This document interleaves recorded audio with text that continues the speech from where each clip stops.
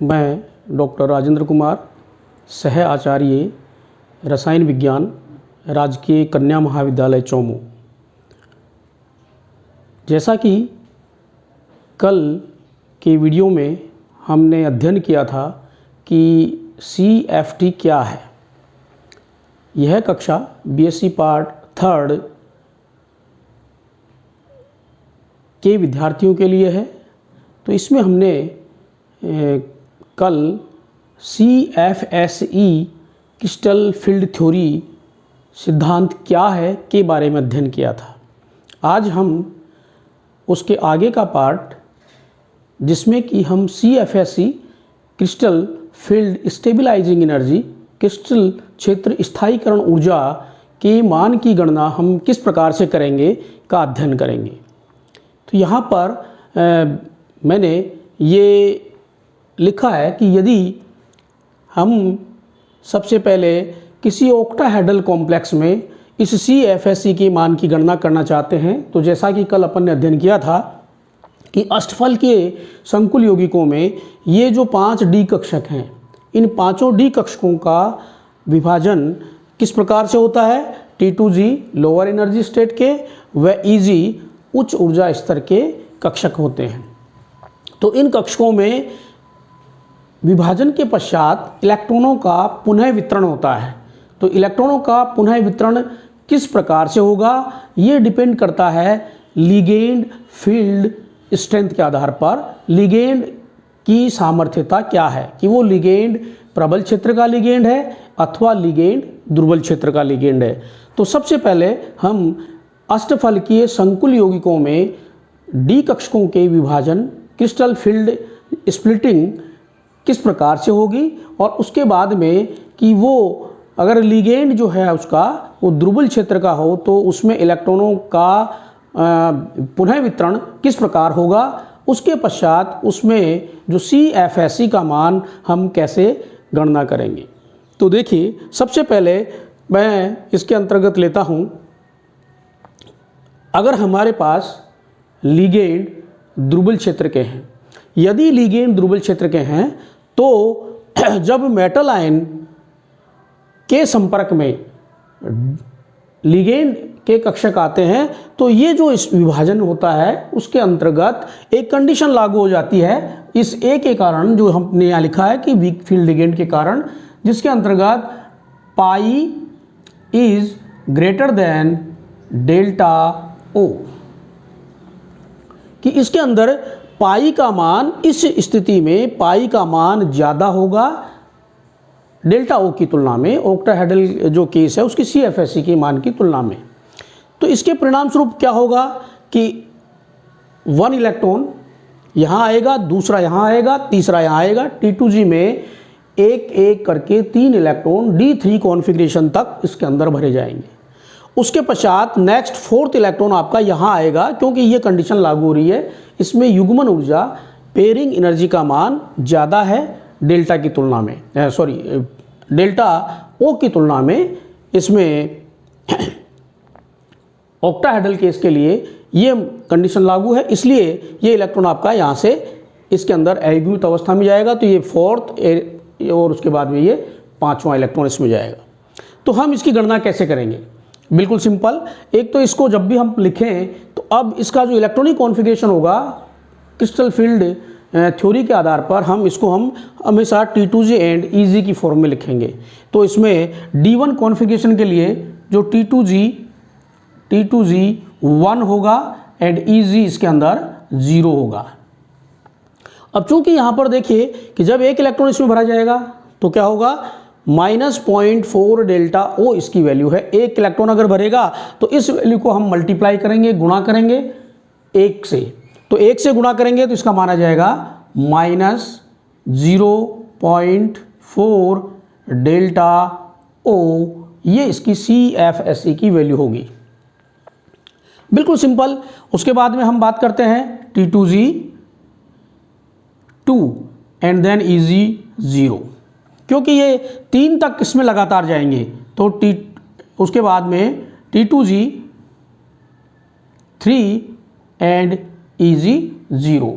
तो ये आपके इसमें 3 इलेक्ट्रॉन लगातार भरे गए, तो यहाँ से अपन अब इसको 2 से मल्टीप्लाई करेंगे तो इसका मान हो जाएगा -0.8 डेल्टा ओ।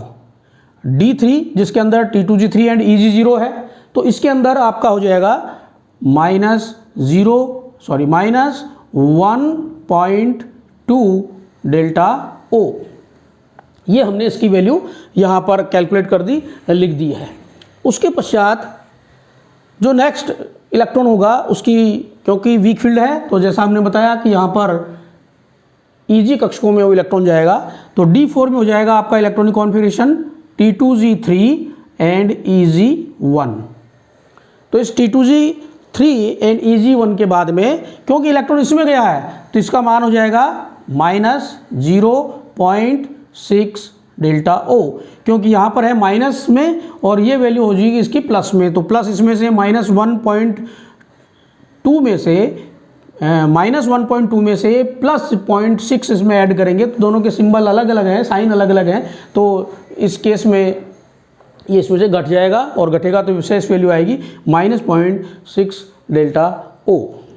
उसके बाद D5 के केस में T2G3 एंड EG2 और यहाँ पर इसकी वैल्यू आ जाएगी 0.0 डेल्टा ओ।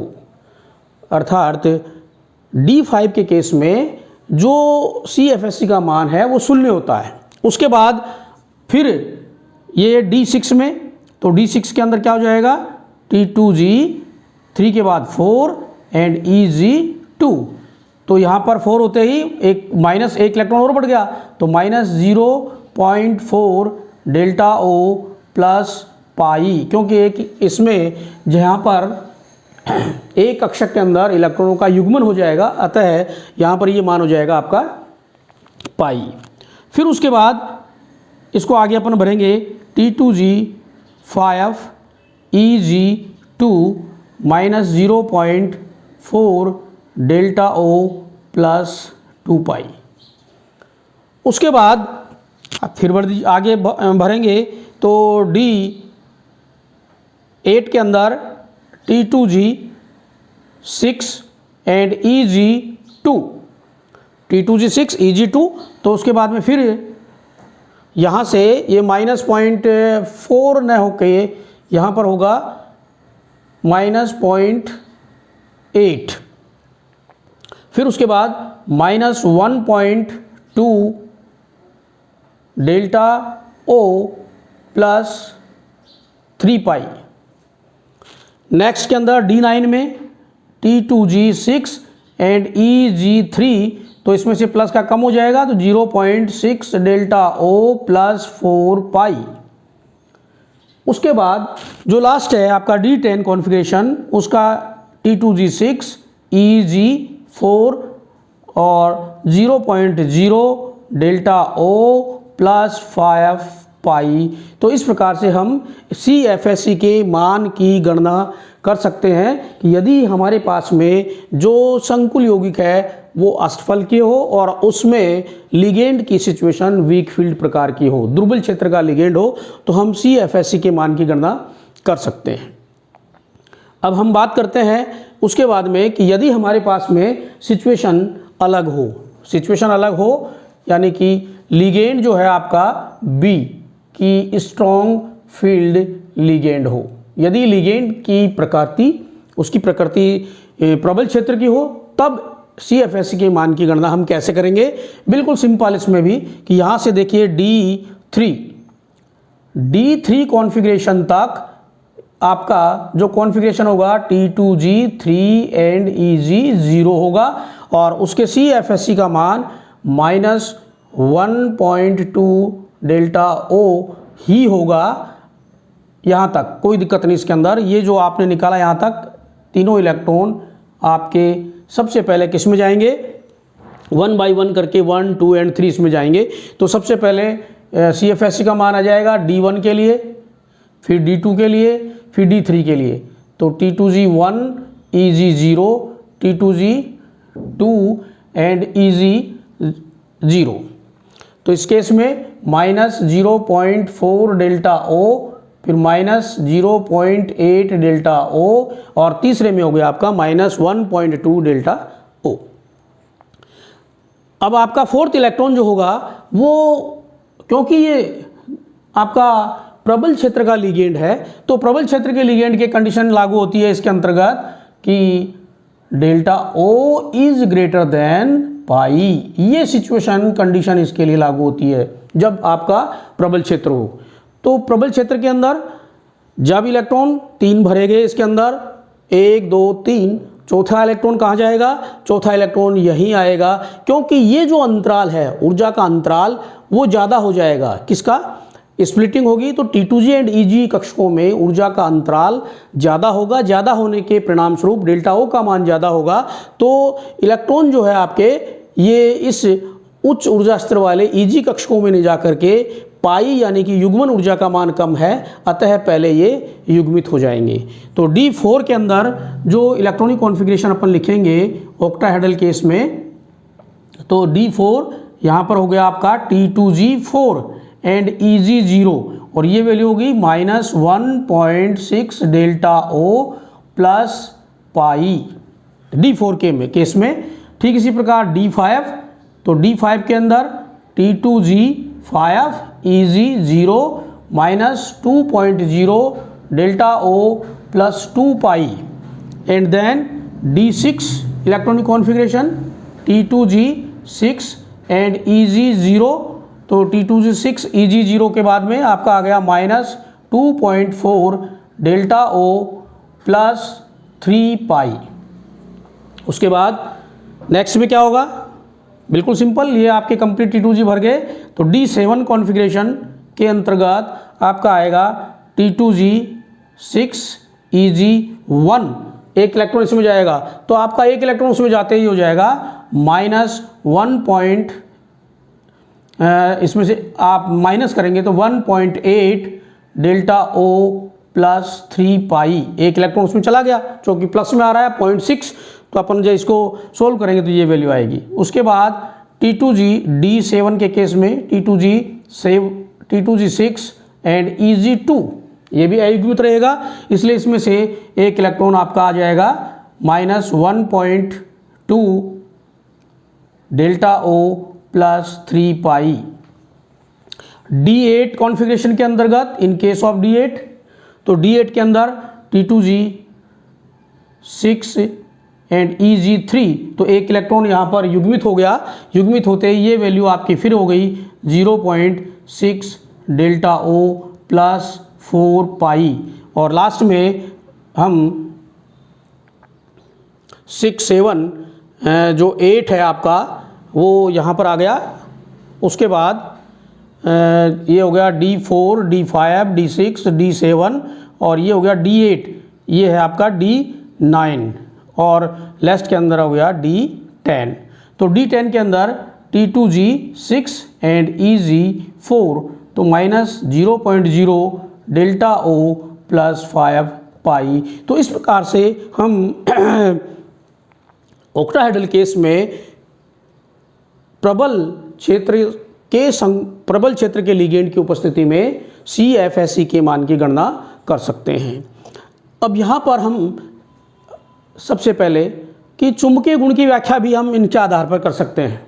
जैसे कि जो इलेक्ट्रॉन्स हैं इसके अंदर भरे गए हैं, तो बॉक्स डायग्राम में अपन T2G एंड EG को देखें तो अपन इसको एक्सप्लेन कर सकते हैं कि इसमें कौन से जो कॉन्फ़िगरेशन होंगे वे अनुचुंबकीय होंगे, कौन से प्रतिचुंबकीय होंगे। तो सबसे पहले अपन बात करते हैं इस केस के अंदर कि ध्रुवीय क्षेत्र लिगेंड उपस्थित हो अष्टफल के संकुल यौगिकों में, तो कौन सा विन्यास आपका अनुचुंबकीय है, कौन सा प्रतिचुंबकीय है। देखिए इसके अंदर यहाँ से लेकर के, क्योंकि ध्रुवीय क्षेत्र है तो इसमें सारे के सारे आपके ये इसमें अयुग्मित इलेक्ट्रॉन उपस्थित हैं। उसके बाद में लास्ट में जाकर के यहाँ पर ये पूरी तरह से युग्मित इलेक्ट्रॉन हुए हैं। अर्थात यदि आपका वीक फील्ड लिगेंड है तो केवल जो D10 कॉन्फ़िगरेशन है वो D0, ये दो जो विन्यास हैं आपके D10 और D0 विन्यास युक्त जो संकुल यौगिक होंगे वे आपके प्रति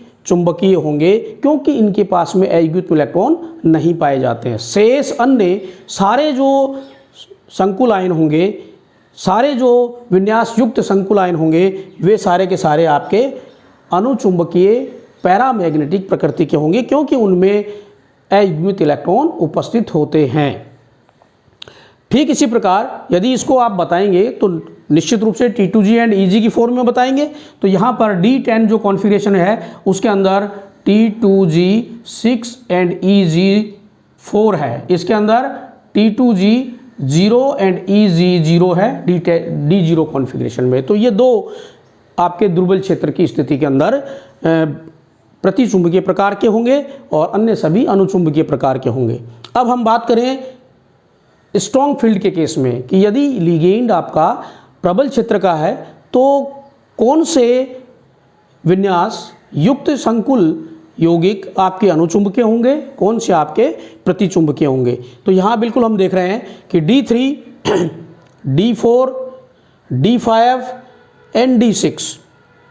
D6 के केस में एक भी अयुग्मित इलेक्ट्रॉन नहीं है। तो सबसे पहले आपका हो गया D0, नेक्स्ट हो गया आपका D6 एंड देन हो गया D10। तो ये तीन जो इलेक्ट्रॉन विन्यास युक्त संकुल यौगिक होंगे वे आपके डाई मैग्नेटिक प्रकार के होंगे, प्रतिचुंबकीय प्रकार के होंगे। अन्य सभी इसमें भी जितने भी संकुल यौगिक होंगे, विन्यास युक्त होंगे, वे सारे के सारे अनुचुंबकीय यानी कि पैरा मैग्नेटिक प्रकार के होंगे, क्योंकि उनमें अयुग्मित इलेक्ट्रॉन उपस्थित होता है। अब उसके बाद हम बात करेंगे कि इसके अंदर यदि आपका जो क्रिस्टल है वो आपका कॉम्प्लेक्स है, वो कॉम्प्लेक्स आपका ऑक्टाहेड्रल के स्थान पर यदि हमारे पास में यहाँ टेट्राहेड्रल कॉम्प्लेक्स हो, तो मैं यहाँ ये बात कर रहा हूँ टेट्राहेड्रल, हमारे पास में टेट्राहेड्रल कॉम्प्लेक्स है, तो उसके लिए हम इस प्रकार से ये गणना कैसे करेंगे। तो टेट्राहेड्रल के केस में बिल्कुल सिंपल आपको ध्यान रखना है कि पहली बात तो ये कि लिगेंड का फील्ड, जो वीक फील्ड लिगेंड और जो स्ट्रॉन्ग फील्ड लिगेंड है, दोनों ही केस में इसके अंदर एक ही प्रकार की सिचुएशन होती है। और वो सिचुएशन है कौन सी, आप लिखेंगे इसमें कि pi is greater than delta O, कि पाई का मान, युग्मन ऊर्जा का मान ज़्यादा होगा, और युग्मन ऊर्जा का मान ज़्यादा होगा तो सबसे पहले इलेक्ट्रॉन पांचों कक्षकों में अयुग्मित अवस्था में रहेंगे और उसके बाद में ही उनका युग्मन प्रारंभ होगा। तो सबसे पहले तो इसको हम बदलेंगे यहाँ पर, क्योंकि आपका जो संकुल यौगिक है वो कौन सा है, टेट्राहेड्रल। तो टेट्राहेड्रल केस में ये बदल जाएंगे और मैं इसको थोड़ा सा स्लाइटली चेंज करता हूँ। तो यहाँ पर हो जाएगा EG कक्षक और यहाँ हो जाएगा T2G कक्षक। यहाँ 3 बन गए, यहाँ 2 हो गए, ये वैल्यू बदल जाएंगी -0.6 और यहाँ ऊपर हो जाएगा +0.4 डेल्टा T, O के स्थान पर T आ जाएगा। पहला बिंदु तो ये हो गया। अब आप इसकी कैलकुलेशन करेंगे तो वही, क्योंकि इसमें सारे के सारे पहले अयुग्मित इलेक्ट्रॉन्स आएंगे, किसमें, टेट्राहेड्रल केस में, जैसा आपने लिखा ऊपर कि वीक फील्ड और स्ट्रॉन्ग फील्ड लिगेंड का कोई प्रभाव नहीं होगा। तो यहाँ से इलेक्ट्रॉन भरेंगे तो सबसे पहले आएगा EG फॉर D1 कॉन्फ़िगरेशन के लिए EG1 एंड T2G 0, फिर EG2 and T2G 0, EG3 T2G 1, EG2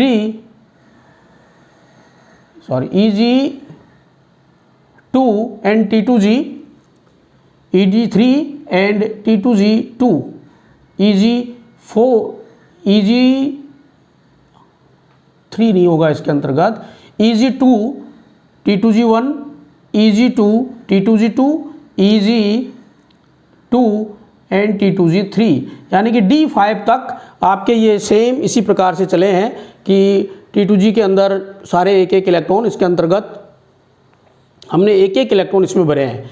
तो स्ट्रॉन्ग फील्ड केस में आपका क्या हुआ, Eg के अंदर 2 इलेक्ट्रॉन आपके रहेंगे तो Eg1 Eg2, दूसरे में Eg2 एंड 3 D3 के अंदर T2G1, D4 में दोनों में 2 2, D5 में इसमें Eg के अंदर 2 और T2G के अंदर 3 इलेक्ट्रॉन होंगे। उसके बाद में इनका युग्मन प्रारंभ होगा, तो ये हो जाएगा Eg3 and T2G3, D6, D7 में Eg4 एंड T2G3, फिर उसके बाद Eg4 एंड T2G4, फिर उसके बाद Eg4 T2G5। तो इस प्रकार से ये आपका हो गया 6 7 8 और ये 9 और लास्ट के अंदर Eg4 एंड T2G6। तो इस प्रकार से D10 तक कॉन्फ़िगरेशन भरा जाएगा। अब हमें इसकी गणना करनी है, थोड़ा सा इसके अंदर कैलकुलेशन में माइनर चेंज है। तो माइनर चेंज क्या है, यहाँ से ये है अपना कि एक इलेक्ट्रॉन इसमें भरा जाएगा, तो इलेक्ट्रॉन में ऊर्जा कितनी आएगी, इसके अंदर -0.6 डेल्टा T, ये होगा इसका मान -0.6। उसके बाद दूसरा इलेक्ट्रॉन आ गया तो -1.2 डेल्टा T, फिर ये इलेक्ट्रॉन आपका ऊपर वाले में चला गया तो ये हो गया आपका -0.8 डेल्टा T, फिर उसमें चला गया तो -0.4 डेल्टा T, और यहाँ पर आपका D5 के कॉन्फ़िगरेशन में आ गया 0.0 डेल्टा T वैल्यू। अर्थात इसमें जो है अयुग्मित इलेक्ट्रॉन सारे के सारे आपके यहाँ पर हो गए। तो D5 कॉन्फ़िगरेशन के अंदर सभी अयुग्मित हैं। उसके बाद एक एक का युग्मन होगा तो ये हो गया -0.6 डेल्टा T प्लस पाई, फिर -1.2 डेल्टा T प्लस 2 पाई, फिर उसके बाद में -0.8 डेल्टा T प्लस 3 पाई, फिर -0.4 डेल्टा T प्लस 4 पाई, और लास्ट में -0.0 डेल्टा T प्लस 5 पाई। तो इस प्रकार से हम टेट्राहेड्रल संकुल यौगिकों के लिए भी CFSE के मान की कैलकुलेशन कर सकते हैं। अब यहाँ पर ये जो मान अपने कैलकुलेशन की है उसके आधार पर फिर हम इसके चुंबकीय गुणों की व्याख्या कर सकते हैं कि क्यों, कौन से जो विन्यास युक्त संकुल यौगिक होंगे जो अनुचुंबकीय होंगे और कौन से आपके प्रतिचुंबकीय होंगे। बिल्कुल सिंपल सी बात है, इसके अंदर भी यदि हम देखें तो किसके अंदर एक तो है D0 और एक है दूसरा D10।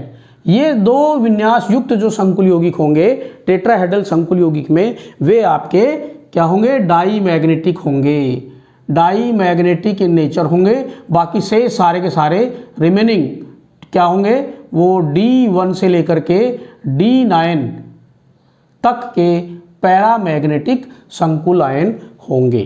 तो ये तो बात हुई अपनी कि हम किस प्रकार से CFSE के मान की कैलकुलेशन की गणना कर सकते हैं।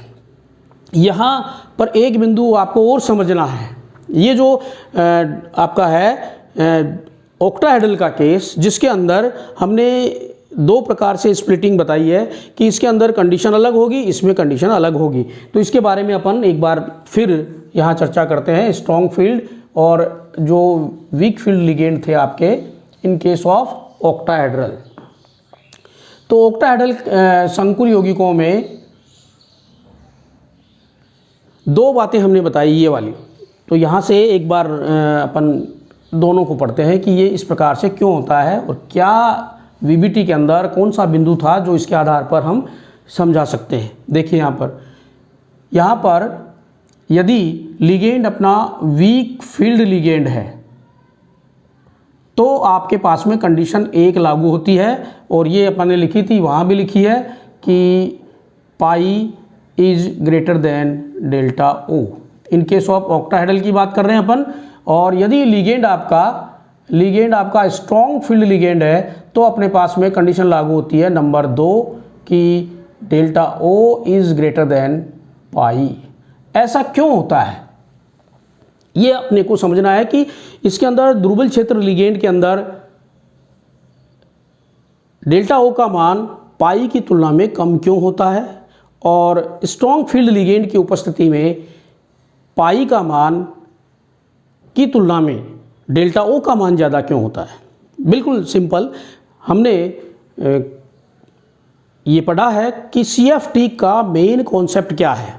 CFT मुख्य रूप से इस बिंदु पर आधारित है कि धातु और लिगेंड के मध्य पाए जाने वाले बंध की प्रकृति आयनिक होती है, अर्थात इलेक्ट्रोस्टैटिक्स फोर्स ऑफ अट्रैक्शन दोनों के मध्य में स्थिर वैद्युत आकर्षण बल पाया जाता है। तो जैसे ही ऑक्टाहेड्रल संकुल यौगिक बनेगा तो लिगेंड 3 एक्सिस के थ्रू 6 लिगेंड मेटल आयन के पास में पहुंचते हैं। तो प्रतिकर्षण होगा, क्योंकि जो सामने आएंगे, कल अपन ने इसके बारे में चर्चा की है, का अध्ययन किया है कि कौन से कक्षक प्रतिकर्षित होंगे और कौन से प्रतिकर्षित नहीं होंगे। तो ऑक्टाहेड्रल केस में जो dx² - y² व dz² कक्षक, क्योंकि उनके सामने आते हैं, जहाँ से लिगेंड आ रहे हैं उनके रास्ते में हैं, अतः उनमें प्रतिकर्षण होगा, वो उच्च ऊर्जा स्तर के कक्षकों में चले जाएंगे और शेष अपनी ऊर्जा को कंजर्वेशन नियम को फॉलो करने के लिए ऊर्जा को घटा लेंगे। तो यहाँ पर जो बात है, मुख्य बिंदु है जो हमें समझना है कि दुर्बल क्षेत्र के लिगेंड में मेटल आयन से ये जो लिगेंड हैं, जो दुर्बल क्षेत्र के हैं, वो ज़्यादा नज़दीक थे, क्योंकि आप बता रहे हैं इसके अंदर कि दोनों के बीच में पाया जाने वाले बंध की प्रकृति आयनिक है, अर्थात आकर्षण बल है। तो दोनों के वीक फील्ड लिगेंड है, तो उनके अंदर ये आकर्षण बल अपेक्षाकृत कम होगा तो उनमें थोड़ी सी दूरी रहेगी, अर्थात प्रतिकर्षण का मान कम होगा। लेकिन जो स्ट्रॉन्ग फील्ड लिगेंड होगा, उस स्ट्रॉन्ग फील्ड लिगेंड की उपस्थिति के कारण मेटल और लिगेंड के बीच पाया जाने वाला बंध स्ट्रॉन्ग होगा, बॉन्ड स्ट्रॉन्ग होगा, उसके बीच जो आकर्षण होगा वो प्रबल होगा, और इस प्रबल आकर्षण के कारण ये जो लिगेंड हैं वो मेटल आयन के बहुत नज़दीक पहुंच जाते हैं, और जितने ज़्यादा नज़दीक जाएंगे उनके कक्षकों में जो उनके सामने आ रहे हैं इलेक्ट्रॉन के कारण उनमें प्रतिकर्षण होगा और उनका ऊर्जा अंतराल बढ़ जाएगा। यही कारण है कि यहाँ पर ये जो स्प्लिटिंग है उसके अंदर डी कक्षकों में जब स्ट्रॉन्ग फील्ड लिगेंड हो तो डेल्टा ओ का मान ज़्यादा होता है और इसका मान कम होता है। पहला बिंदु ये आप बिल्कुल समझ गए होंगे कि दुर्बल क्षेत्र लिगेंड में डेल्टा ओ का मान कम क्यों होता है और प्रबल क्षेत्र में डेल्टा ओ का मान ज़्यादा क्यों होता है। अब यहाँ पर हमने VBT का अध्ययन किया तो उस समय हमने लिखा था वहाँ पर एक बिंदु कि बॉक्स डायग्राम में जब इलेक्ट्रॉनिक कॉन्फ़िगरेशन लिखा था तो एक लाइन लिखी थी कि इस आयन का इलेक्ट्रॉनिक कॉन्फ़िगरेशन, और उसके बाद में नेक्स्ट हमने दिया था कि CN- प्रबल क्षेत्र लिगेंड की उपस्थिति में इसका इलेक्ट्रॉनिक बॉक्स डायग्राम में विन्यास, और उसमें हमने एक बिंदु लिखा था कि ये हुंड के नियम के विरुद्ध उन इलेक्ट्रॉनों को युग्मित करने के लिए बाध्य कर देता है। कौन? CN- बाध्य कर देता है। तो कैसे करता है? बिल्कुल सिंपल, यहाँ से आपका स्पष्ट हो रहा है। VBT ये बात स्पष्ट करने में असमर्थ है, लेकिन यहाँ हम बता सकते हैं क्योंकि स्ट्रॉन्ग फील्ड लिगेंड के अंदर ये जो ऊर्जा अंतराल है वो इस प्रकार का हो गया। तो नेक्स्ट इलेक्ट्रॉन 3 ये कक्षक हैं, उनमें एक इलेक्ट्रॉन यहाँ, दूसरा यहाँ, तीसरा यहाँ, नेक्स्ट इलेक्ट्रॉन यहाँ आया। तो ऊर्जा अंतराल क्योंकि प्रबल क्षेत्र का लिगेंड है ये बढ़ गया, बढ़ने की वजह से इलेक्ट्रॉन 3 यहाँ भरे जाएंगे, लेकिन नेक्स्ट इलेक्ट्रॉन जैसे ही आएगा अर्थात इलेक्ट्रॉन इसमें नहीं जा सकता, ये ऊर्जा अंतराल ज़्यादा होने के कारण, क्योंकि वो स्ट्रॉन्ग फील्ड लिगेंड है तो पहले इनका युग्मन होगा। तो ये बिंदु VBT का जो था वो यहाँ पर हम उसको समझा सकते हैं। ठीक इसी प्रकार इसमें हम जो रंग है उसका भी स्पष्टीकरण कर सकते हैं कि संकुल यौगिकों में पाए जाने वाला जो रंग है वो यहाँ से, जैसे फॉर एग्जांपल अपन एक एग्जांपल लिया था पहले, टाइटेनियम H2O6, ये हल्के बैंगनी रंग का संकुल यौगिक होता है H2O6 + 3 आयन। तो इसके अंदर एक इलेक्ट्रॉन पाया जाएगा। टाइटेनियम जो है वो +3 ऑक्सीडेशन स्टेट में है, तो +3 में होगा तो एक इलेक्ट्रॉन यानी कि D1 यहाँ पर ऑक्टाहेड्रल है, यहाँ है, ये आपका H2O है, वीक फील्ड लिगेंड है। यहाँ पर बिल्कुल सिंपल इसको अपन बना देंगे चित्र में। तो ये इलेक्ट्रॉन कहाँ करेगा? ये इलेक्ट्रॉन आपका एक्साइट होकर के कहाँ चला जाएगा? EG कक्षकों में जाएगा। तो यहाँ से जो संक्रमण होगा, इसका जो ट्रांजिशन होगा वो हुआ आपका T2G में 1 एंड EG 0। आफ्टर ट्रांजिशन ये हो जाएगा T2G 0 एंड EG 1। तो ये जब इलेक्ट्रॉन इसमें चला गया तो जिस रेडिएशन का, जिस तरंग दैर्ध्य का ये अवशोषण करेगा उसका कॉम्प्लीमेंट्री कलर, उसका पूरक रंग हमें दिखाई देगा, और ये इलेक्ट्रॉन वापस इसमें आता है, तो जो ऊर्जा ये अवशोषित करता है उसको ये उत्सर्जित करता है। इसके बाद हम हमारे अगले वीडियो के अंदर जो CFSE के मान को प्रभावित करने वाले कारक हैं उनके बारे में अध्ययन करेंगे। क्रिस्टल क्षेत्र स्थायीकरण ऊर्जा को प्रभावित करने वाले कारक कौन कौन से हैं, ये हम इसके अगले वीडियो के अंदर बात करेंगे। विद्यार्थियों से सभी से आग्रह है कि इनका अध्ययन साथ के साथ करते रहें और किसी प्रकार का कोई सवाल, कोई डाउट उनके मन में हो तो हमारे जो व्हाट्सएप ग्रुप का जो बना रखा अपन ने, उस व्हाट्सएप ग्रुप के अंदर आप अपनी प्रॉब्लम शेयर कर सकते हैं जिसका समाधान किया जा सके। Thank you.